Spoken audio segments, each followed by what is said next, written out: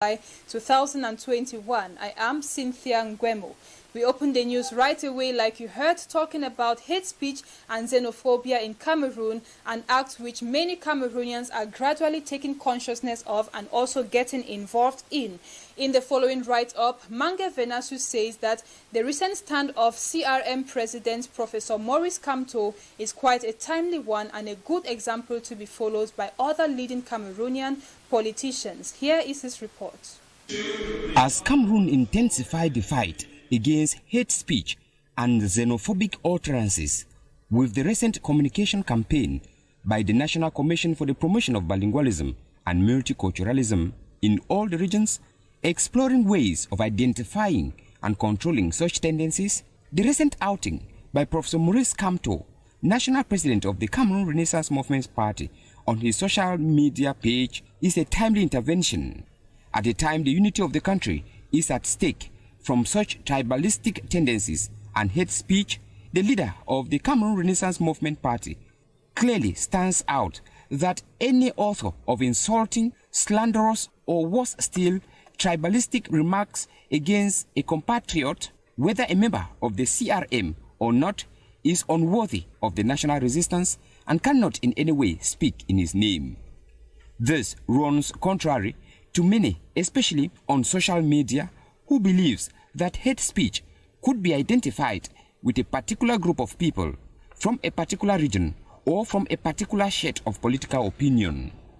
While the fight against hate speech and xenophobia is a common affair of everyone who loves the integrity of Cameroon, everyone who has a patriotic spirit, this is the moment that other political formations could identify with the National Commission for the Promotion of Bilingualism and Multiculturalism to stamp out the phenomenon once and for all by denouncing and cautioning their militants to guard against these divisive tendencies in Cameroon.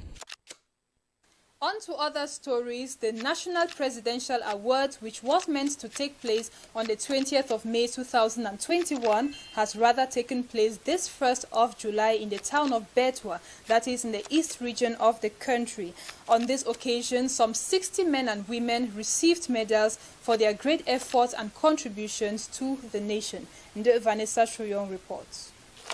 Some 60 Cameroonians in the East region have been awarded medals of recognition of their service to the nation over the year. They were awarded within the traditional May 20 Medal Awards for 2021, which was shifted as a result of the health crisis posed by COVID-19. The ceremony was chaired by the governor of the East region, Gregoire Vongo. The medals is a reward from the head of state for their service to the nation. They were in the categories of National Officer of Valor, National Order of Merit, Public Order of Merit, and lots more. Glad and satisfied, the recipient thanked the head of state and promised to keep the spirit of patriotism. It is true second recognition showing that I have not relaxed. I will continue to serve my country. The spirit of patriotism is very important. Concerning the medal, it is a merit, especially a sign that everything comes through hard work. I feel happy. I thank God and thank the hierarchy for choosing me among the beneficiaries to be awarded with the National Order of Merit. It's not given to everyone. An atmosphere of joy and celebration by family members and friends followed afterwards.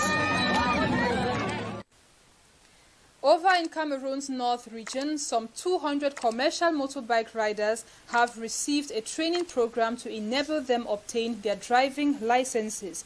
This workshop was chaired by the Senior Divisional Officer for the Benue Division and other local administrators within this region. Details of this story with Rogea Tububa. 200 motorbike riders in the city of Garoua have benefited for a 1-month training for them to obtain their driving license. The priority modules of the training are based on the road signs, road accidents, and lack of civic knowledge, a sigh of relief for this rider. It is the first time that the mayor helped us to have a permit that will help us circulate on the highway and know the different highway code, because there are many among us who are ignorant.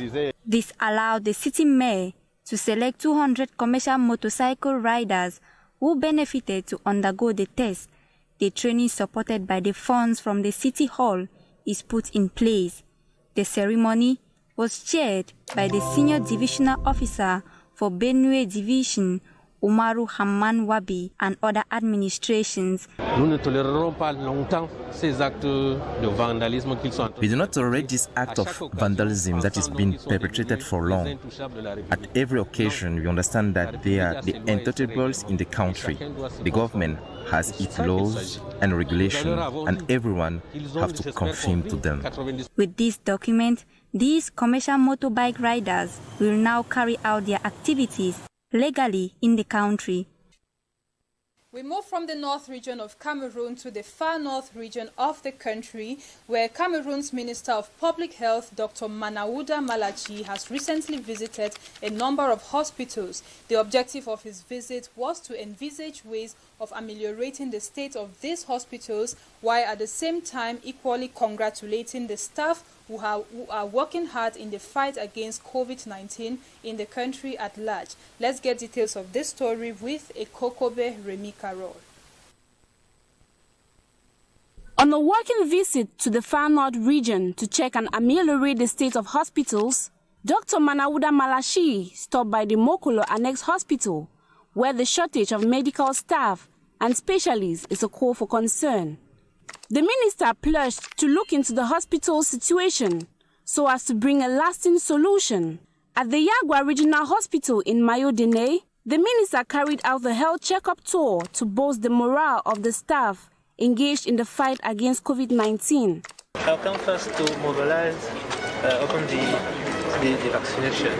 We are going to launch a campaign of vaccination, and I think the health personnel will play a key role in this campaign. So we have a change about vaccination, and I think we conclude that they are going all to be vaccinated here. Over at Diamare, the director of the Annex Hospital was congratulated by receiving a decoration from Dr. Manawuda Malachi. The minister went down to the site of the Marwa Reference Hospital, where he was not satisfied due to the delay in completing the structure. I'm not very satisfied for what I see here. This reference hospital began at 2017. So 4 years we are not reached at a level of 50%. That is not normal. In the Mayo-Sava division and Mora, which still suffers some sporadic attacks from Boko Haram, the minister congratulated the staff of the Mora District Hospital for the work done to care for victims of Boko Haram. He ended his visit at the Tokomberi District Hospital. That leads us to the Africa Roundup page, with which we shall round up tonight's edition of the news. We begin in Sudan, where at least 13 Boko Haram fighters have been killed and 4 other people, civilians, executed by the terrorist group following violent clashes. And in the Democratic Republic of Congo, as you heard on our headlines, at least 10 people have been killed after an attack which is said to be carried out by the Allied Democratic Forces. We have Rogeatu Buba tell us more on these stories. At least 10 people have been killed in an overnight attack in the city of Beni in Eastern Democratic Republic of Congo, an attack blamed on the Allied Democratic Forces armed group. According to residents, a group of attackers had set several houses on fire in the middle of the night. There was no immediate claim of responsibility, but officials blamed the Allied Democratic Forces for the attack in the Ruangoma neighborhood. The Allied Democratic Forces, the most violent of an estimated 122 armed groups in the mineral-rich Eastern Democratic Republic of Congo, has never claimed responsibility for attacks. In May, Democratic Republic of Congo's President Felix Tshisekedi proclaimed a state of siege in North Kivu and neighboring Ituri province in a bid to curb growing insecurity. Under this, senior civilian officials have been replaced by army officers. In southeastern Niger, at least 13 Boko Haram fighters have been killed in clashes, while 4 civilians have been executed by jihadists. According to the mixed multinational force, the attack was opposed thanks to the courage of their ground and air forces, which is made up of soldiers from Nigeria, Chad, Niger, and Cameroon. Before the attack, the assailants intercepted a bus transporting passengers and attacked peaceful villagers. Jihadists in Niger have since May increased attacks in the region bordering Lake Chad. Last month, nearly 6,000 people who fled jihadist violence in 2015 returned home to the troubled Difa region, the largest city. According to the United Nations, Difa is home to 300,000 refugees and internally displaced people who have fled attacks by the Nigerian-based Boko Haram and its breakaway faction, Islamic State West African Province. We have come to the end of this edition of the news, the Friday edition, and the second for the month of July 2021. Thank you very much for being with us, and we do hope to see you when we return next week for a new edition or new editions of the newscast. Good night. See you on Monday.